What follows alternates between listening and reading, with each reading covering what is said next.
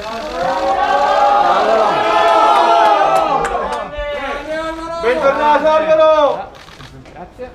Alvaro.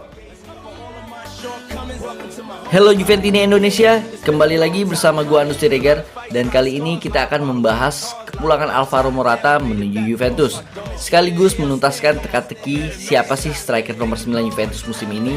Dan sebelum kalian menyaksikan video kali ini, jangan lupa ya bro untuk subscribe, karena subscribe itu gratis. Oke, enjoy this video and happy watching.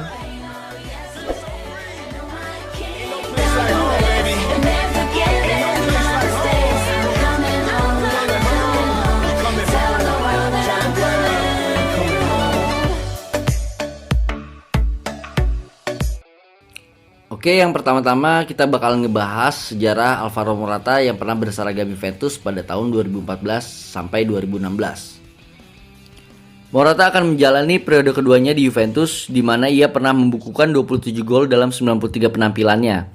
Selama 2 musim antara tahun 2014 dan 2016, ia kemudian dibeli kembali oleh Real Madrid sebelum pindah ke Chelsea dan kemudian Atletico, di mana ia mengemas 12 gol di La Liga dalam 34 pertandingan pada musim 2019-2020. Di kesempatan kali ini, Juventus tidak mempermanenkan atau membeli Alvaro Morata, melainkan hanya meminjam dari Atletico Madrid. Berdasarkan dari beberapa laporan media Eropa, Juventus menyodorkan 10 juta ke Atletico dengan opsi pembelian pada Juni 2021 seharga 45 juta euro.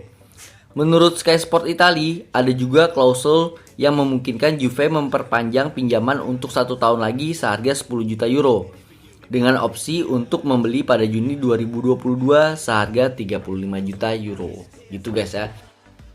Dan di sini juga gue akan ngebahas tentang keuntungan membeli Alvaro Morata ketimbang Luis Suarez maupun Edin Dzeko. Yang pertama di faktor umur. Ya, nama Morata paling muda di antara kedua striker lainnya. Morata masih berusia 28 tahun, sedangkan Luis Suarez 33 tahun, Edin Dzeko 34 tahun. Jadi di sini kita bisa memakai Morata 3 sampai 4 tahun kemudian gitu. Dan kalau pengen juga dijadiin duit masih bisa gitu guys ya. Jadi 2 tahun setelah kita memakai Morata, kita bisa jual Morata dan bisa menghasilkan duit untuk Juventus gitu ya. Masih ada harganya lah ya. Sedangkan Luis Suarez dan Edin Dzeko mungkin 2 tahun kemudian udah nggak bisa dijadiin duit. Mungkin bisa jadi free transfer ataupun pemutusan kontrak. Jadi Juventus nggak bisa dapat duit lagi. Oke, yang kedua faktor gaji. Menurut gua Alvaro Morata mempunyai gaji lebih sedikit ketimbang Luis Suarez maupun Edin Dzeko. Jadi Juventus nggak usah repot-repot mengeluarkan gaji besar untuk mendapatkan pemain yang berkualitas gitu ya guys ya. Yang ketiga ini lagi-lagi masalah finansial, irit budget guys. Kenapa gue bilang irit budget? Karena di sini Alvaro Morata mempunyai status pemain pinjaman dengan opsi pembelian di akhir musim. Ingat ya, di akhir musim. Jadi Juventus nggak harus bayar full di musim ini, melainkan di akhir musim.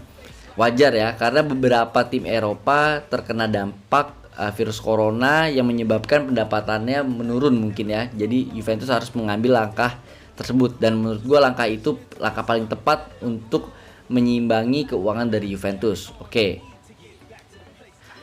dan yang terakhir, Pirlo mengenal Morata. Ya benar sekali, menurut gue Pirlo mengenal karakter Morata karena mereka pernah bermain bersama di tahun 2014. Jadi di sini menurut gua Pirlo sangat mengetahui apa yang dibutuhkan Morata, strategi apa agar Morata bisa bermain maksimal di Juventus. Itulah tadi beberapa keuntungan Juventus membeli Alvaro Morata ketimbang Luis Suarez maupun Edin Dzeko.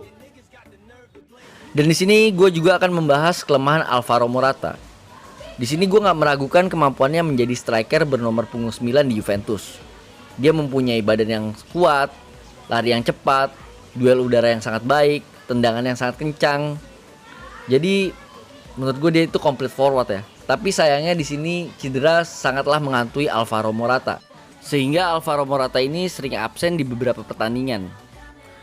Dan yang kedua, minimnya jumlah gol dibandingkan Edin Dzeko ataupun Luis Suarez. Jadi itu gue nggak tahu faktornya kenapa. Mungkin dari faktor cedera, jarangnya mendapatkan tempat di tim tersebut. Seperti di Real Madrid dia banyak cadangan, di Juventus juga cuman menjadi kayak super sub gitu guys. Jadi mainnya di menit-menit ke-70 atau enggak di menit-menit 80 ya.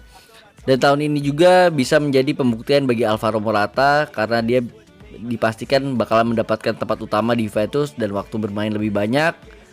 Ya, dan semoga Alvaro Morata bisa mencetak gol lebih banyak juga dan bisa menjadi tandem yang baik bagi Ronaldo maupun Kulusevski. Oke guys, sampai di sini dulu perjumpaan kita. Thanks for watching dan jangan lupa komen, like, and subscribe. Bye bye. Ciao tutti.